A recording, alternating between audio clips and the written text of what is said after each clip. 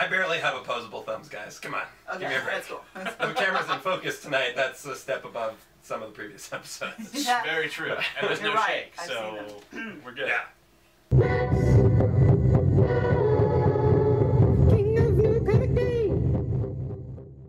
We should probably introduce our guest. Yeah. Yeah. All right. Welcome to the Max's Super Awesome Comic Review Show. We are here this week with Marya. Hi. Ah. Marya Jones. Thank you. Nobody told me that part. Founder and runner and awesome lady behind Albuquerque Zine Fest for what, 3-4 years running now? This year will be 5. Will be 5 Coming up years in October. old. Yes. All right, so Whoa. That's awesome. I Yeah. had no idea. and she zinester extraordinaire, nerd like nobody's business.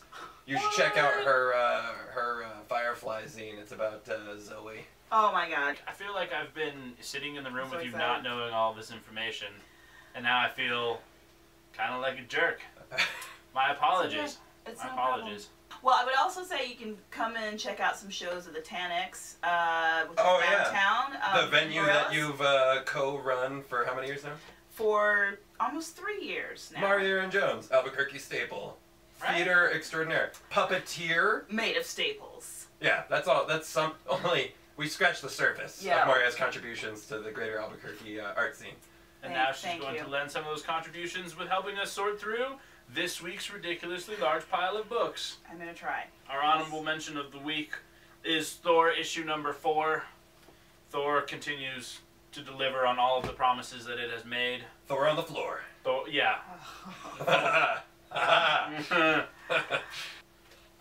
You finally get to see Thor throw down with female Thor. It was awesome. And we get to see where that bad metal arm came from. Yeah, we got a little backstory onto his metal arm, which I hope stays forever because it's cool.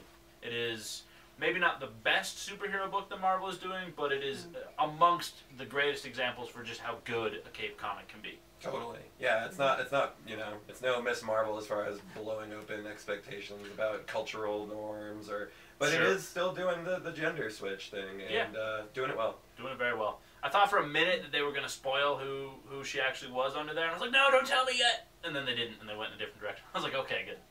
We're safe. Well, that brings us not to our top 5, but to our other honorable mention, noteworthy book, noodle, whatever you want to call it. It is Bitch Planet issue number 2. Oh yeah, we had a new segment title for this one, right? Oh, yeah. Very rarely do you get 3 people from 3 different walks of life in one room reading one comic and then having the exact same opinion about that comic when they were all done reading it. And I think that's kind of what we had going on tonight. I still have hope for this comic. It's not hopeless at all. It's not hopeless. But I also feel like I don't know which character I should be feeling for, rooting for.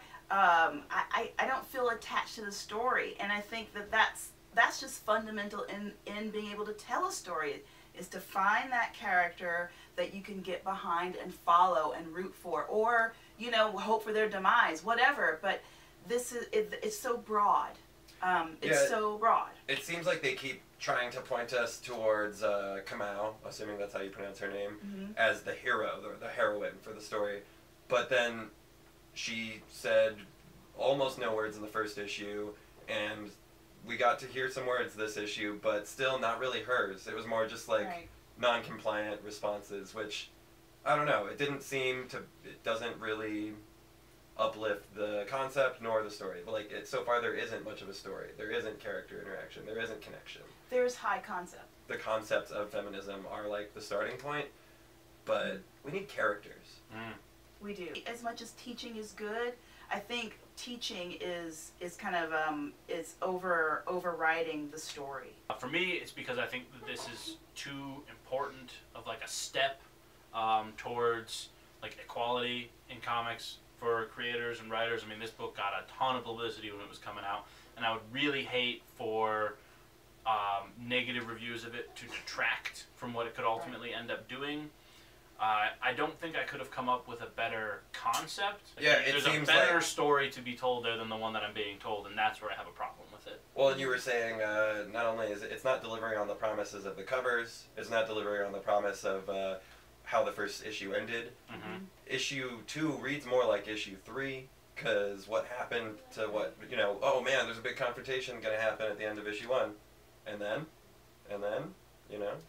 Well, the fact that we're having this conversation about it, I think it's indicative of the need for this story, but letting this be a story, not the story. So when Bitch Planet can become a story, then it can become itself instead of trying to, you know, be, you know, roots for women or something. I mean, yeah. I don't know. I mean, does that make sense? Oh, perfect. That's what it kind of feels like, and I just want to invest in a story, no matter who the story's about. I just want to make that commitment to it.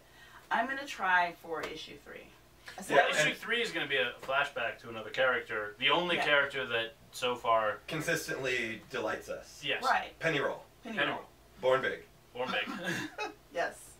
Yeah, I think that's a great point, though. I don't think that when Roots was written, they were like, this is going to be the end all for cinematic televisions about slavery. I think it was like, when it was over, the audience decided that's what it was. And I think Bitch Planet just needs to get around to telling the story that Bitch Planet wanted to tell, and not worry so much about being the platform for all feminist arguments. Anyway, let's move on to the top 5, because there's too many good books.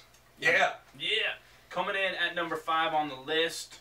Probably should have been higher, but I was the only one that read it, so poor me. It's DC's The Multiversity Guidebook. This makes it onto the top 5 list for a number of reasons, but the big one being, if you can tie together all of DC's history in a nice little pretty package in a way that I can understand it and actually appreciate it and actually want more of it, you should be on a top 5 list somewhere. Also, the way you were describing how it doesn't just tie in the character continuities, but talking about the real production of the comics themselves and how it ties that into it. And yeah, it's like a complete history of DC Comics and a complete critique of DC Comics written and published by DC Comics, which is really cool. Like, and it's wildly imaginative. As you're reading it, you go from like one section of characters and they're looking at the comic, which might be a representation for like the industry and why it's like destructive to itself, or it might be a commentary on, you know, fans in the New 52 for the DC universe, or it might be that the comic book is actually the anti-life equation written by Darkseid and dispersed throughout the multiverse so that he can destroy the world. So it's one of those 3 things, or all 3 of them. But like, you're reading it and the characters are looking at the same comic, and then as they turn the page, you turn the page, and you're now looking at what they had just been looking at, and it's a new set of characters. Like, a lot of cool things. It's quantum physics. I mean, it's quantum physics, and there's so many worlds to dive into. 52 of them. That's amazing. Oh, man. And that brings us to the remainder of our top 5, which we thought it was going to be a clean sweep from Image Comics. I was really excited to just write this week's new reviews, all Image. Right, I was so excited, like, because it was really a slow week for everything else. There was a little bit of Batman. The Vertigo Quarterly came out, which had some amazing people into it. Our show is not long enough for us to get into all of these comics, but that one was fantastic. Alex and Ada did come out this week too, and that has been a really solid series, but it's a slow burner. Oh, that could have rounded out our 5. But yeah, Multiversity is up a much stronger showing, I must say. So anyway, coming in at number 4, it is Casanova, issue number 1. It is the 4th story in the Casanova world, yeah. Yes. But neither you nor Marya had read 1 through 3, the books 1 through 3, and it's a great starting point because even Casanova Quinn doesn't know who he is. Right, he doesn't remember 1 through 3, so I didn't feel bad about not reading them. We all have amnesia. So Casanova is written by Matt Fraction. He's kind of a big name. You might have heard him from a few things. I can't recall any. You'll certainly hear about him again in the top 5. So. And then it's illustrated by Fabio Moon. So you have one of the best writers, arguably the best, working with one of the best artists, arguably the best, depending on who you're talking to. And they go on a psychedelic spy. If you put James Bond, the Maltese Falcon, and some acid in a blender with a copy of Blade Runner. And pour it over Hollywood. You would get Casanova. I would go with Johnny Mnemonic over Blade Runner, really. Thank you. That's the one I was going for. Yeah. It was a panic moment. I needed a movie. Oh, and that Casanova has a backup story by Michael Chabon, who did the Amazing Adventures of Kavalier and Clay, as well as a whole host of other award-winning books. And it was great. Yeah. The very subtle critiques he gets at, man, when you started pointing out all of them, I was like, I gotta read that book like 3 more times tonight. Totally, yeah. There's an anti-critic message in there, but then there's also the I don't know, the critic himself had something to say. It was very cool. for as being like, I don't know, crazy sci-fi Acedia as it was, very clever, very witty, and very biting.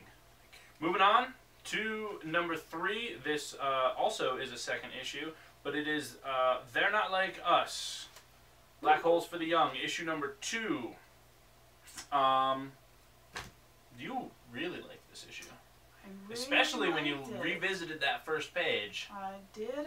Yeah. So, Yeah, but I don't know. There's some instant gratification on that first page that was just like, yes. hipsters getting beat up. Sorry.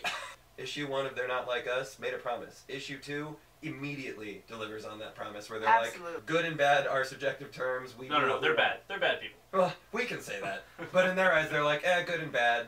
Those are kind of like out there. We just take what we want. We do what we want. And we use our abilities to get away with it. And it is a little subjective because, you know, if people like this did exist in the real world, they would immediately be abducted by the government. They would immediately be test labs. Like, And that's what they're saying in the book, and they're not wrong. Maybe human drones. And or at that something. point, like, you know, we meet our protagonist, our main character, our window into this universe, when she's gonna kill herself because she's had a rough life because she doesn't know what is up with her. And that's the whole point. That it's so great to look through the spyglass of this story, and as you move it, you see more. But it's just really great to go right through the story through this character's eyes.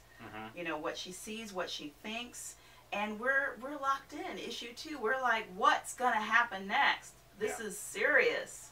I feel like Stevenson is like a hawk, and his eye is just like fixed on what he wants to tell, and like everything about that book moves with 100% purpose towards that ending, and there's no need for anything to be like built around the edges. There's no need for him to nibble at this idea over here, nibble at that idea over there, because it doesn't serve a central purpose. And like you just blast through that issue, and as uncomfortable as those characters are, and as much as you want to hate them, you find yourself looking at that first page where they're just beating up a hipster, and you're like, you go, guys. You go. And it's interesting that you said that. He's very focused. He's not doing anything that doesn't serve that really, you know, forward momentum story, getting us involved, getting us in there. Very different than what he did on Nowhere Men. You know, that book was all over the place. It wasn't focused at all. It was amazing. It was like perfectly constructed opera or something. And I think that's what like Nowhere Men did really well, is that it wasn't like singular in the way that They're Not Like Us was, but by the time it was all said and done, there was like, you know, you could have wrote a dissertation on that world. Yeah, it's the most complex and tightly woven story I've ever, especially in one arc in 6 issues. If you haven't read Nowhere Men, you gotta go get that book. Bringing us to number 2, which is a number 1 from Image, which I'm very excited about. It is Hickman's The Dying and the Dead. I think you looked at the first page and said, I can breathe this air. Yeah, like, it's cinematic, it's full, it's rich, it has music. You can hear it. This is the story of a old now World War II veteran who makes a deal with the devil, so to speak, to possibly save his wife's life, and filled with wonderful artwork. So the artist is Bodenheim on that one. Yeah, who also did Secrets with Hickman. But this starts so strong, so much stronger. And Bodenheim gets to draw a lot cooler stuff in this than he did in Secret. Yeah. Secret was really grounded. This is pretty wild fantasy so far. Yeah, it's crazy because it starts off like the pitch for it and everything about it visually looks like it's going to be set in like 1970, and you're just going to get 1970. And then almost immediately there's like, I don't know, Nazgul or like whatever, like specters in the room and like crazy underground super bunkers. Definitely took advantage of the double-sized issue. That thing is like it's a hefty issue. No. That's what's so amazing about it. There's space and there's room on the page, and then those images for you to dive in, pause, breathe, absorb, before you move on. And talk about context. We see a total path. Like, we get from point A to point B, seeing all of the steps. I almost feel like it's one story arc in like a single issue. Yeah, totally. And that brings us to our number 1, which, if you want to know what a comic book reads like when both writer and artist are in absolute control of everything that happens in that world, then you should be reading Sex Criminals issue number 10. Oh, I am.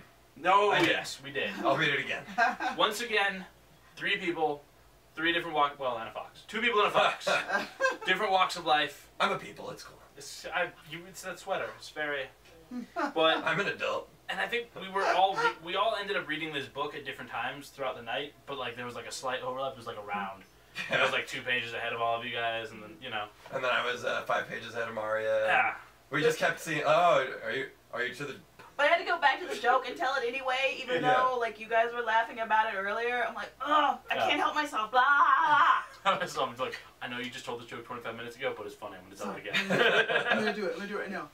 Yeah, and it's not. I mean, it's funny, and there's a ton of characters in it, and they all have their own voices. It's number one not because it has this like great high concepts or because of like the super witty dialogue, but all that is true. But it's number one because like there's no critique for it. It's a perfect issue. Perfect issue. It feels like organic storytelling, and that's why you turn the page and you're eager to see what's next. You're not trying to create that in your own head. It's the anticipation that's exciting. Mm-hmm. That's one of the things. It's also a mature story. I feel the maturity of the story as I'm reading it, but it doesn't take itself too seriously. So there's all this laughter and then some underlining deep adult information, issues, ideas, concepts, things like that support the weight of that allow you to laugh. You have those deep lows and those high highs, and it's a great balance. Totally. And really well said. You should be a regular on the show. I'll be back next week. Yeah, don't say that. They'll bring you in every time. Oh. Until the trade comes out for the second story arc, or if you're like, I don't really, even if the $10 for volume 1 is too much of a price commitment for you, just take the $3.50 challenge of issue number 10. And if you aren't completely amazed by it, or maybe the $7 challenge of 9 and 10. I felt like 9 and 10 are a good. They're good. They're very tied together. But if you got $7, then come on, cough up 3 more and just get the first 5 issues. Jump on the beginning. Just laundry. Do it next week. Just say Yeah, come on. You see my hair? I haven't cut it in like 4 months. Why? I've been reading all these stupid comics. Yeah, I never bathe. It's like. I know. I know. We know. I do know. Because the dressing room was a lie. That was just the front door. Yeah. You want me to show you the dressing room again? Come on. Take you over there. Yeah, let's do it again. Yeah. All right. I think I'm a sucker. Yeah. Yeah. Well, I hope you had as much fun watching this as we had recording this, because this has been a blast. Thank you very much for your help and your insight in tonight's episode. Thanks for having me. You are welcome at any time. Thank you. And for all of you out there watching, go read awesome comics this week, because they're around. And until next week, stay frosty.